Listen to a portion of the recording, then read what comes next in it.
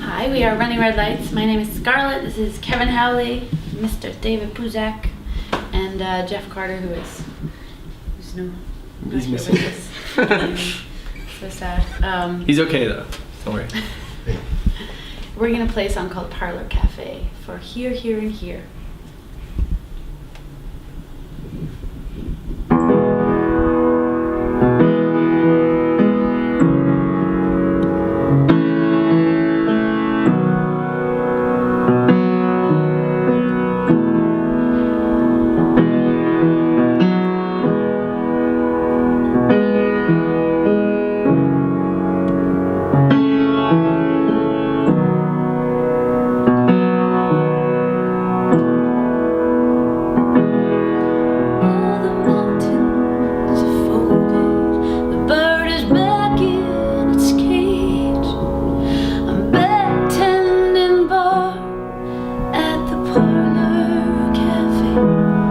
Sweeping buttercup, ashtrays, repeat and repeat, patching holes in my sky where my stars used to be, and I lose.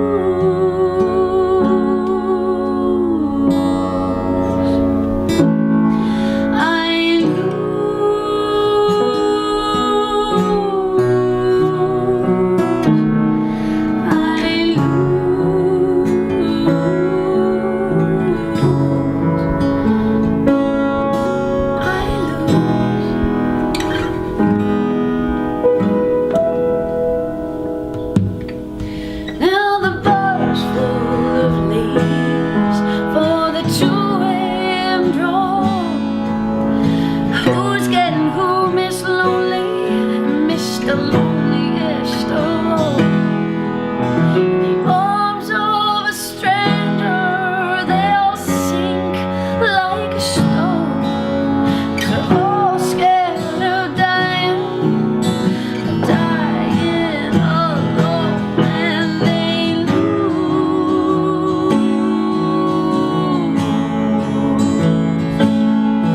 They lose.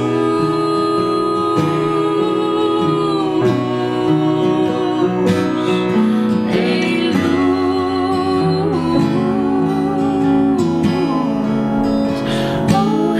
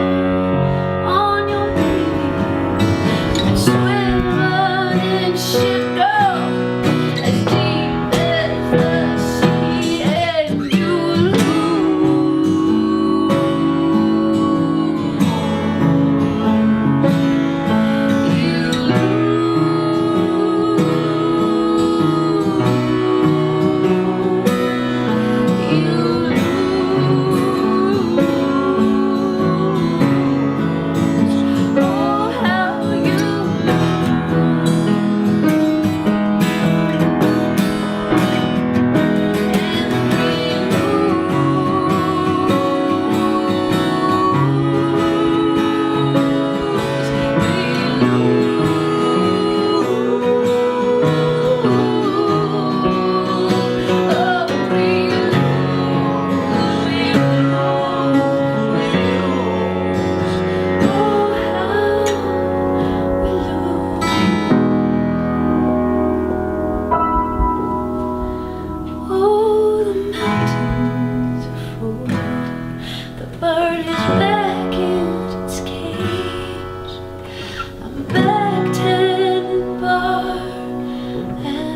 Parlour Cafe.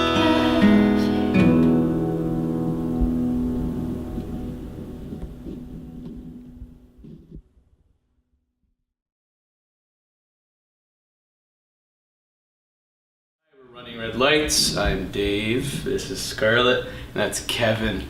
And we're here for here, here, and here. Oh my god. We've been together for 8 years, and I have not yet figured out how to answer that question, like, Without in a feeling condensed shameful about it. form.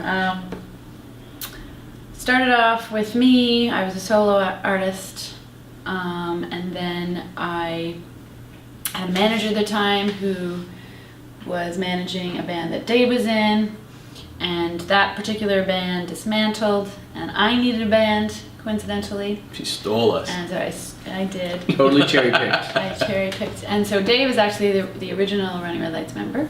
And then the drummer, at the time, we sort of auditioned a few, and then he suggested Kevin, because they've known each other and played music in bands and several projects since grade 4.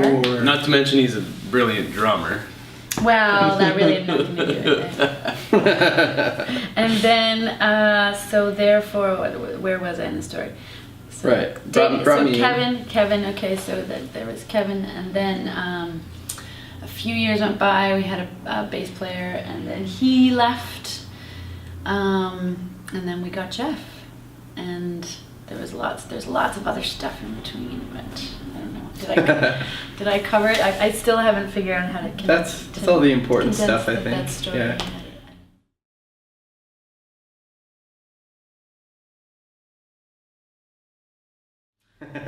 Completely. Music. Entirely, yeah, absolutely. It's influenced our whole life. Well, I mean, the thing is there was always a lot of, we sort of found ourselves in situations in the industry where we were a vehicle for somebody else's voice rather than our own. And so therefore musically we were sort of, sailing from port to port and not really settling on any particular sound, because we weren't exactly convinced or dedicated to any particular thing, and it was struggle. It was really finding our own voice, because there were so many other influences around us, kind of telling us and dictating what our voices were supposed to be or what they were. And so, when that happens, it's difficult to find yourself. To find yourself among the chaos and the noise. So, so definitely, we musically have experimented with so many different things, and it's really only recently that we really settled on something that we really found to be us, authentically us. It feels natural. Yeah. Feels right. So I guess that journey of sort of like the failed attempts, as you mentioned, and I guess that influenced, the musically just sort of like shaping eventually a singular sound, but it took a bunch of amalgamations of different attempts. I think it's that saying of, you have to know what you don't want to know what you do want, so. True. We definitely know what we don't want, because we've done it all. Yeah. Ooh, that's a loaded question. We've all had many of them. They're the messy kind of love. I don't know if you can really even call it love.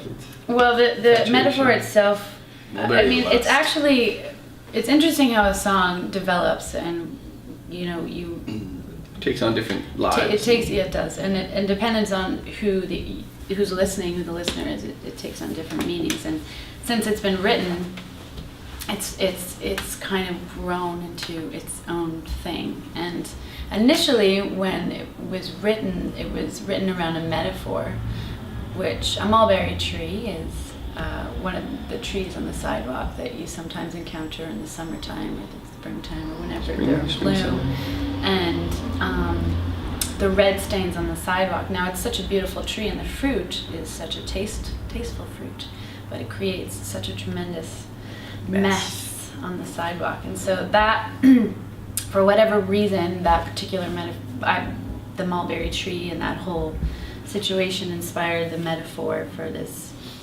kind of love for a woman who is tremendously desirable.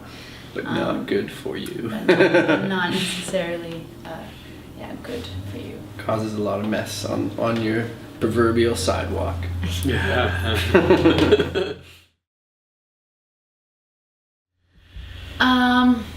It's a new beginning for the band entirely. So, and it's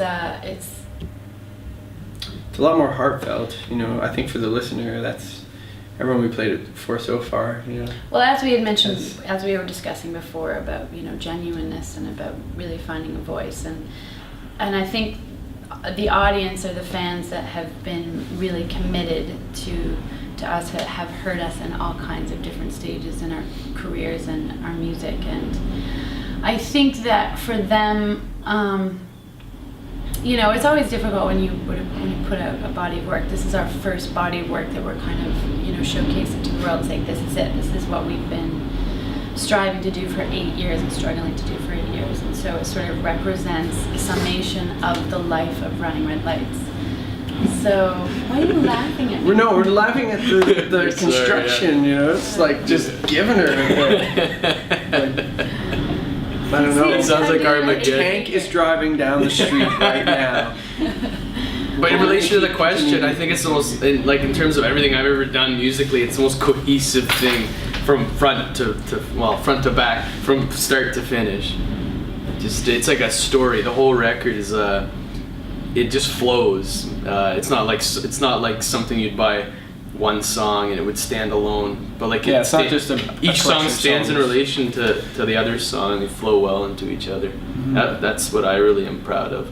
And the thing I like the most about it, and it's the thing that's always been missing in the past when we've released EPs and things where other people have sort of been at the helm, is that I feel like we've actually captured the energy of the band. Because when we play live, like this band, it's very much a family, we know each other inside and out. Like Dave and I, we've known each other since we were kids, and like Scarlett and I, we've been a couple for 7 years, and Jeff and I went to school, and we're very, united, just as people, and we definitely are when we play live, but it's never come across on recording because we're being sort of pushed in directions that never really feel natural. And this time around, I feel like we've really, sort of captured the lightning in the bottle. I feel like you can feel it when you listen to it. You can feel what we're singing about. You can feel, the players on their instruments.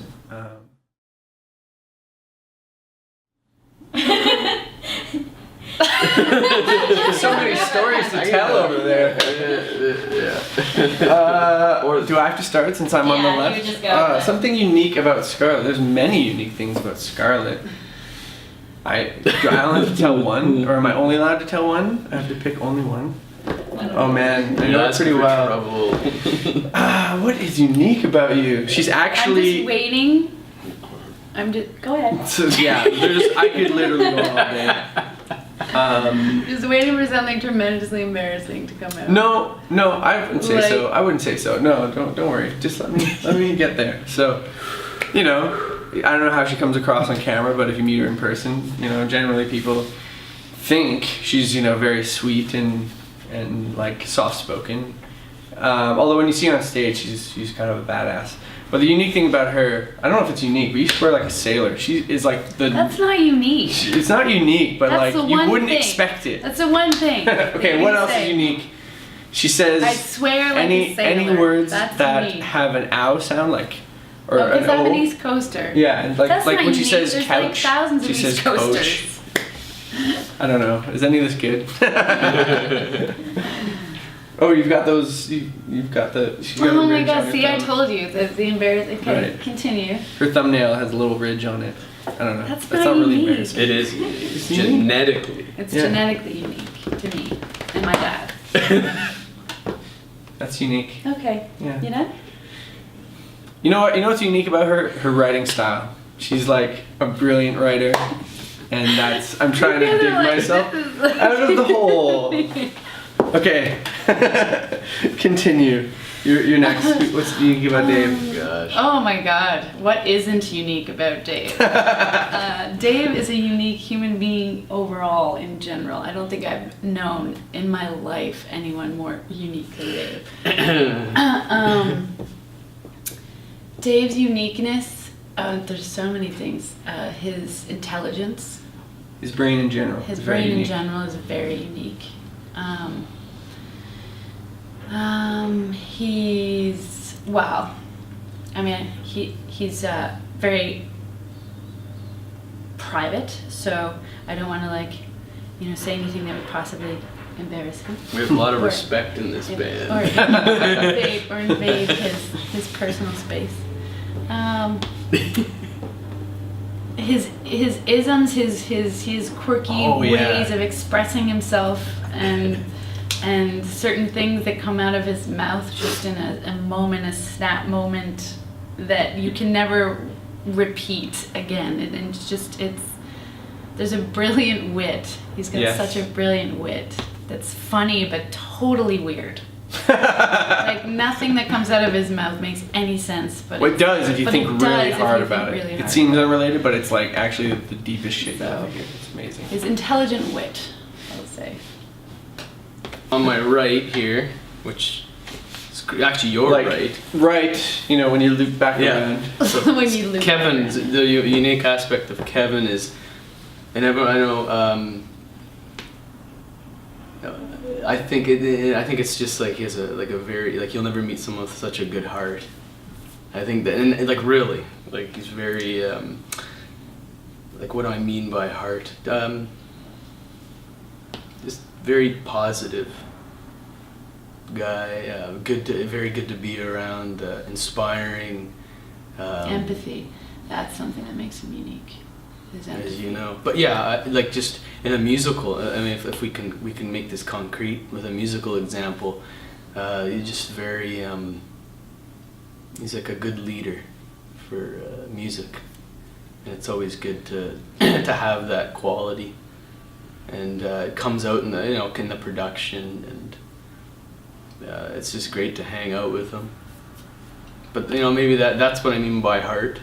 and he can play a million instruments at once. That's actually, true. That's very good. We call him the octopus. That's pretty unique. So He can Yeah, play good octopus. everything at once at the same time. It's drums, crazy. bass, singing. Guitar, sings, At plays once. trombone. Yeah, at once.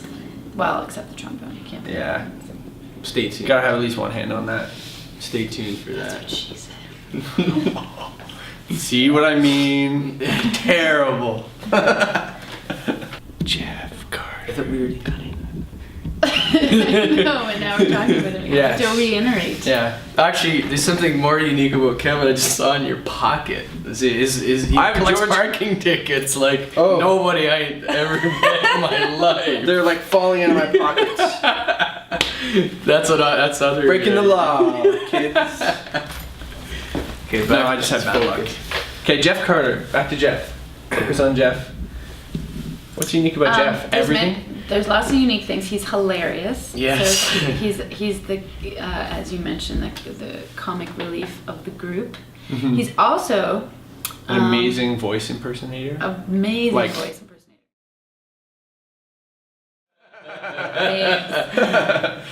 The treats. An available seat. Oh, that's wise. Yes. Power outlet. She looked for a power outlet and And an available seat nearest to that power That's outlet. right. And I I'm a looked for like frequent chocolate chip cafe cookies. visitor, and that's We've basically lived in one for the last We 2 months. we did. Just about. Aside from sleeping there, we yeah. Yeah. We've been homeless ever since we came back from tour. What do you look for? The exit, because I don't drink coffee. I don't even. I'm sorry. Bluebird. Heart. Still lame. Bukowski. Charles Bukowski. Joy. Ninjas. Turtles. Awesome. Stealth. Old. Young. Me. Soul. Neighborhood. Mismatched socks. Yeah. Did you say neighborhood? See what I'm saying?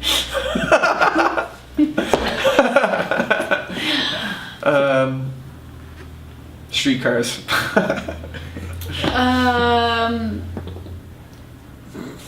Neighborhood. What's it? Mr. Rogers. That's Roger's neighborhood. That's fair. Okay, continue. Sound. What was it? Sound. Joy. Energy. I don't know. Sorry, I'm taking everyone's go. Silence. So Sound. I can't think. Vibration. Yeah. Something. We actually have matching cats, like totally by chance. It wasn't on purpose. that's awesome. He likes They're, the.